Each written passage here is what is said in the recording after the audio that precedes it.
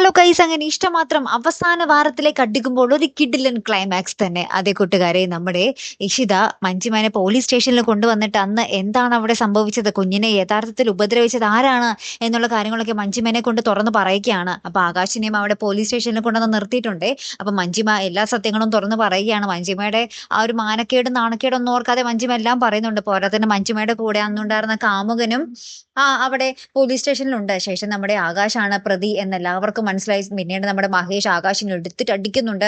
പിന്നീടാണ് മോനെ പൊരിഞ്ഞ ട്വിസ്റ്റ്, നമ്മുടെ രചന വരികയാണ്. എന്നിട്ട് രചന വന്നിട്ട് ആകാശിനെ ഇങ്ങനെ കണ്ണു തുറപ്പിച്ച് നോക്കട്ടെ. അപ്പൊ ആകാശ് പറയുന്നുണ്ട്, ഇല്ല ഞാൻ എല്ലാം നിർത്തി, ഇനി നമുക്ക് ഒരുമിച്ച് ഹാപ്പി ആയിട്ട് ജീവിക്കാം രചന എന്നൊക്കെ പറയുകയാണ്. അപ്പൊ രചന പറയുന്നുണ്ട്, നീനൊക്കെ എന്റെ കൂടെ ജീവിച്ചാൽ നിന്റെ ലക്ഷ്യം നടക്കില്ലല്ലോ എന്നും പറഞ്ഞിട്ട് രചനയുടെ കയ്യിലുള്ള തോക്ക് കൊണ്ട് നമ്മുടെ ആകാശിനെ വെടിവെച്ചിടുന്ന കിടിലൻ നിമിഷങ്ങളാണ് കൂട്ടുകാരി നമുക്ക് ഏറ്റവും ഒടുവിൽ കാണുവാൻ സാധിച്ചതേ.